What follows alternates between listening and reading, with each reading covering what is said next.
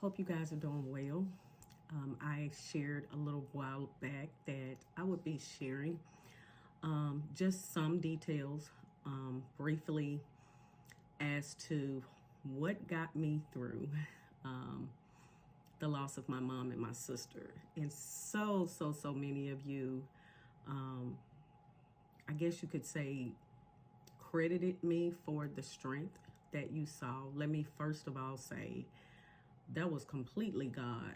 Um, I had to solely rely on Him.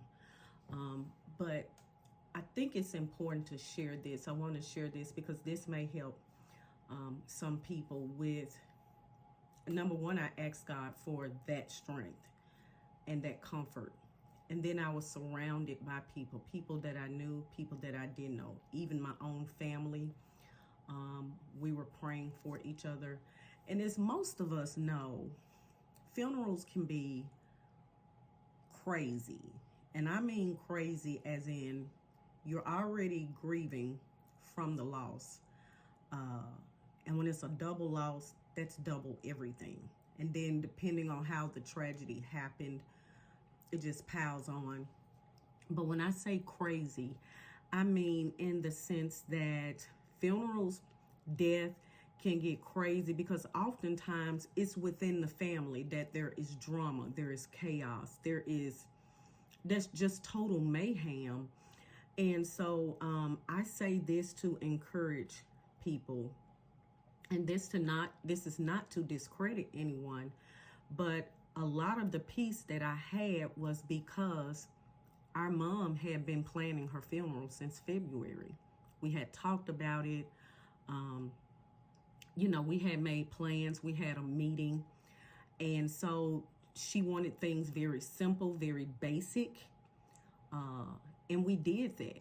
Now the added stress or hurt, if you will, was losing our sister with her. But we came to grips with that's what our sister wanted. Our sister said, wherever mama is going, that's where I'm going. And she literally meant that. If our mom went somewhere, she was going with her.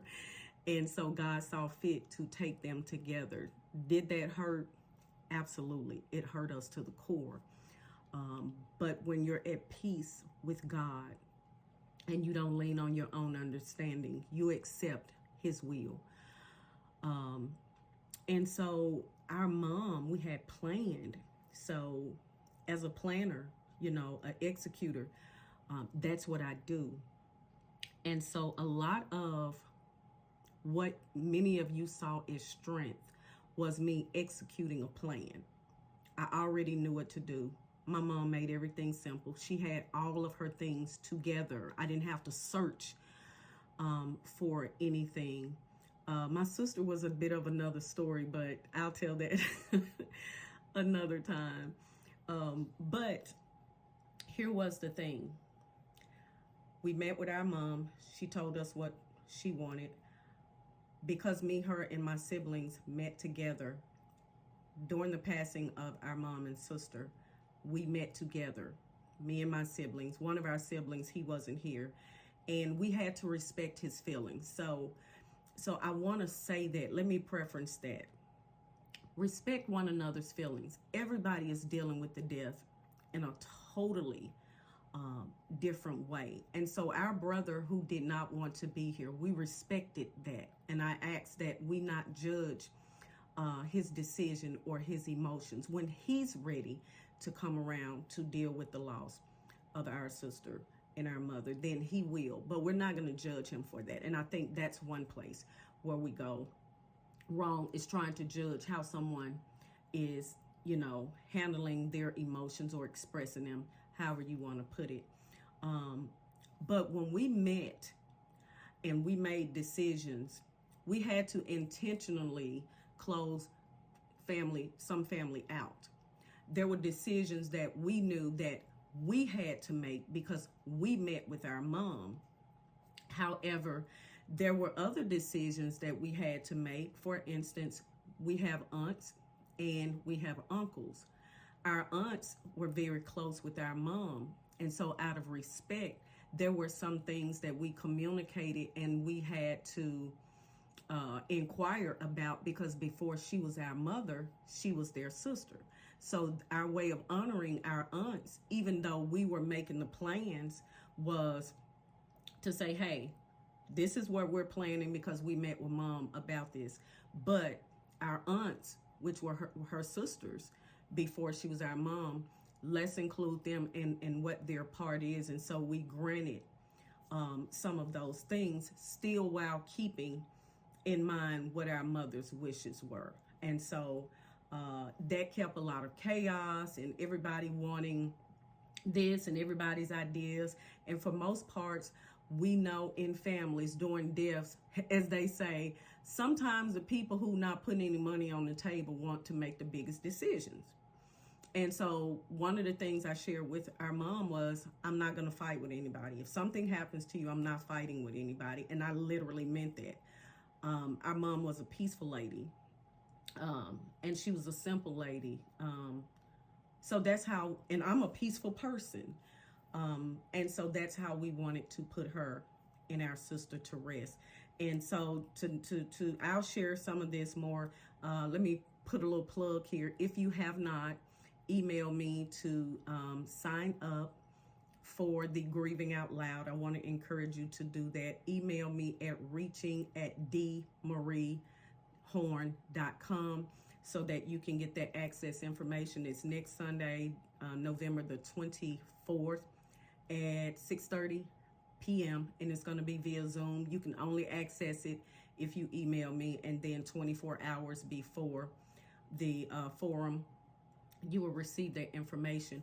But I'm going to be sharing more. But I thought this was important because people kept saying the strength that they saw. And I wanted to be clear, that was God's strength.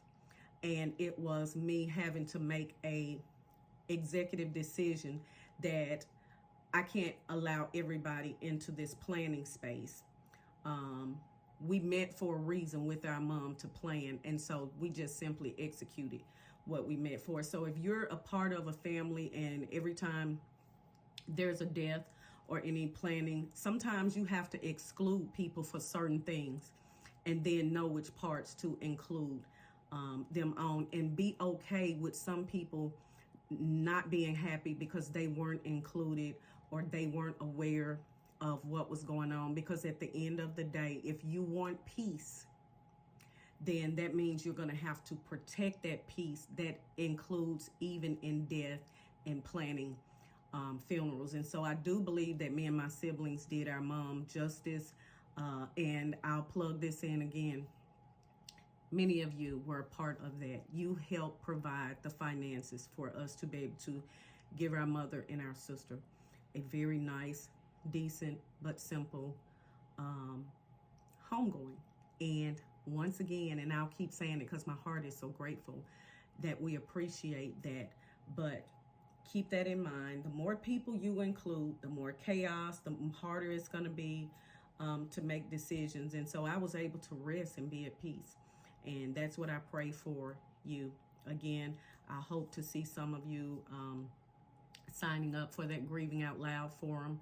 It's going to be a pre and post holiday. So we're going to do it before we go into Thanksgiving, and we're going to come back after Christmas or maybe the New Year's if the Lord says the same.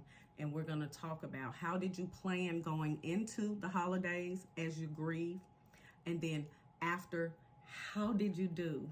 Did you go to the holiday festivities?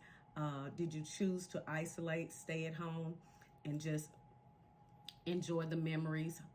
We're going to talk about that, and we're going to give some really, really good feedback. And so, again, thank you, everyone. I look forward to seeing you guys. Bye.